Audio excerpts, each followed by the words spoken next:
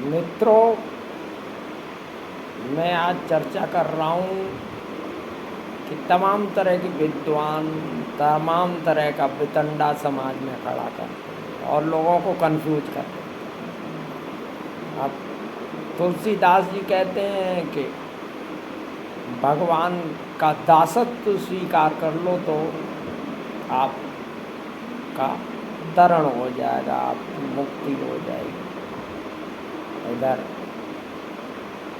जो है योगानंद जी कहते हैं कि ये याचक मत बनो, मालिक बनो। तो अब ये दोनों विरोधाभासी चीज़ें हो गई, समझ। लेकिन मैं आपको बता दूं कि दोनों अपने अपने पथ लेके चल रहे हैं, लेकिन असली बात ये है, मैं आपको बताता हूँ कि दोनों ही पथ हैं, जैसी आपकी वृत्ति हो।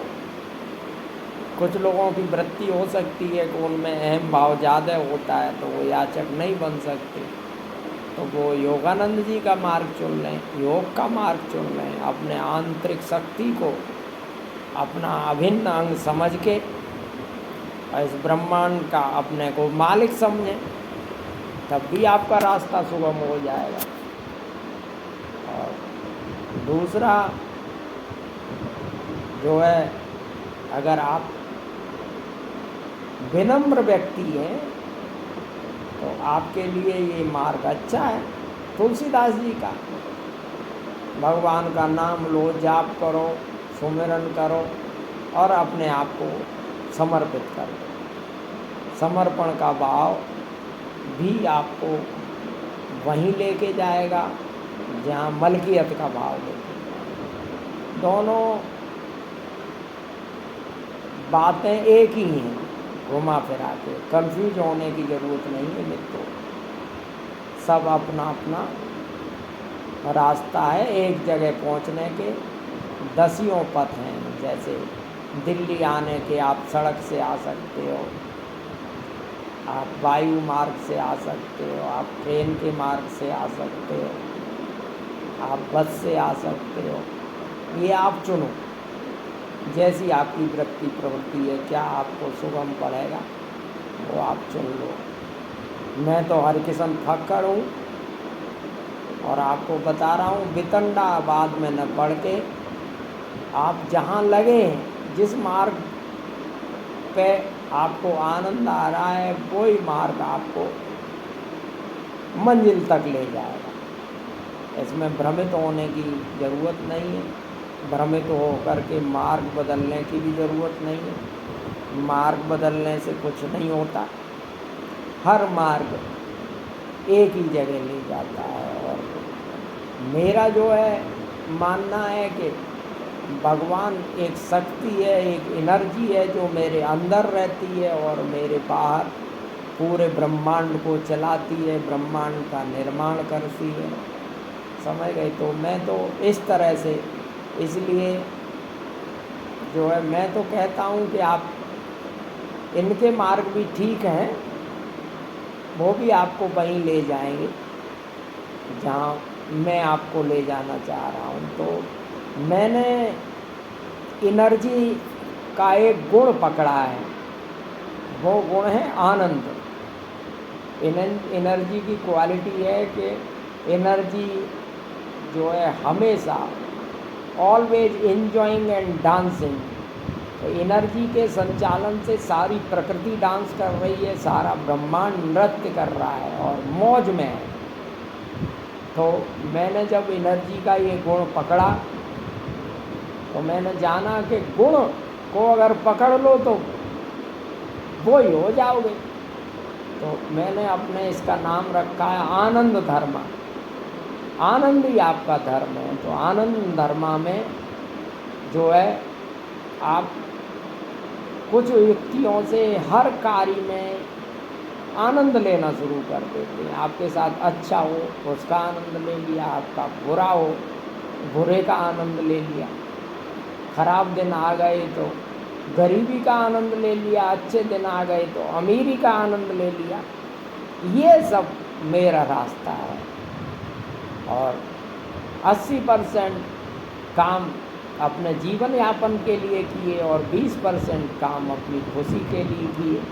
तो ये सब मैं कर रहा हूँ, समझ गए। ये लोगों को सिखा रहा हूँ। और मैं चाह रहा हूँ कि आप वितंडा में न पड़ें कि नाम जप से फ़ायदा होता है, कि ब्रह्मांड के मालिक बनने से फ़ायदा होता है, कि एनर जाने से फ़ायदा है। अरे फ़ायदा यार है ही क्या। यहाँ आप यहाँ आए हो और यहाँ जीवन जी के आपको सब कुछ छोड़ के चला जाना है, तो फिर काहे के ड्रामे, फिर क्यों दुखी रहना। आनंद में रहना है। थोड़ी सी ज़िंदगी, 4 दिन की ज़िंदगी, समझ गए। इसमें दुखी क्यों रहना है। चाहे कुछ आ जाए चाहे कुछ चला जाए। आ जाओ तो वेलकम और चले जाओ तो वेलकम। परमानेंट तो कोई चीज़ है नहीं। तो फिर क्यों चक्कर में पड़ना है। और आपको मैं बता दूं, कई बार मैं कहा करता हूँ, क्यों पड़े हो चक्कर में और कोई नहीं तुम्हारी टक्कर में, समझ गए। तुम अपने आप में अनूठे जीव हो, समझ गए। आनंद लो जीवन का। घाटे नफ़े हानि लाभ जो आ पड़े, हानि लाभ जो आ पड़े, धैर्यपूर्वक सब सहो, होगी सफलता क्यों नहीं। कर्तव्य पथ पर दृढ़ रहो, समझ गए। कर्तव्य पथ बड़ा मैन है। ठलुआई में कुछ नहीं है, भगोड़े पने में कुछ नहीं है। भागो मत। भजन का मतलब है भजन, भागो मत। जो कर्तव्य सामने आया है उसको करो, और जो भगोड़ा हो गया उसकी तो कोई गति नहीं होगी यारो, समझ गए। तो जो लोग, जिसकी शादी हो रही है और डर के मारे कि मैं नहीं पाल पाऊंगा और भाग लिए महात्मा हो गए, तो वो महात्मा नहीं है, वो दुरात्मा है। क्योंकि मोर्चा छोड़ के भगे हुए दुरात्मा ही होते हैं, महात्मा हो ही नहीं सकते। तो ये है ना, योग व्यायाम से अपने शरीर को सही रखो, कर्तव्य कर्म करने में अपना आनंद पाओ, हुनर का काम चुन लो, बस मज़ा आ जाएगा। और मज़ा लेने के लिए ही तो ये ज़िंदगी आपको दी है, और वो भी आप न ले पाओगे तो फ़ायदा क्या। फिर तो यहाँ आना ना आना बेकार है। तो मटेरियल थिंग्स, चाहे वो धन हो, चाहे मकान हो, चाहे कारें हो, आप नहीं ले जा सकते। और आपके बच्चे और आपका परिवार भी आपसे एक दिन छूटना ही है। तो फिर काहे की आफत। पहले ही निश्चय कर लो कि ये मिला हुआ है, कभी भी ये छूट सकता है, तो इसमें काहे का दुख होगा। फिर दुख होगा ही नहीं।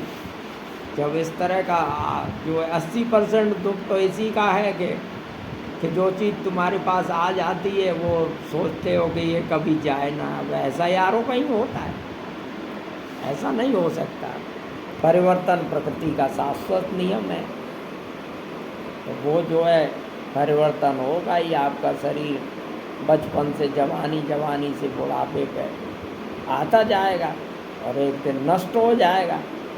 तो इसमें क्यों दिमाग मारना। मैं योग भी यहाँ स्पेशल योग सिखाता हूँ, जनरल लोगों को ऑनलाइन माध्यम से नहीं। जीवन जीने का जो आनंद की पाठशाला चलाता हूँ, उसमें योग ध्यान इनके द्वारा आपको विशुद्ध करके सटीक जगह पे ले आता हूँ, फिर आप आनंद में जीते हैं। तो हमारे चैनल को लाइक करो, हमारे चैनल को सब्सक्राइब करो। हमारे नए एक से एक बढ़िया वीडियो, जो कि कोई धर्म धुरंधर आपको असली बात नहीं बताएगा, लगातार आ रहे हैं। आप इनसे जो है चूक न जाओ, इसलिए इनको देखो, समझ गए। धन्यवाद।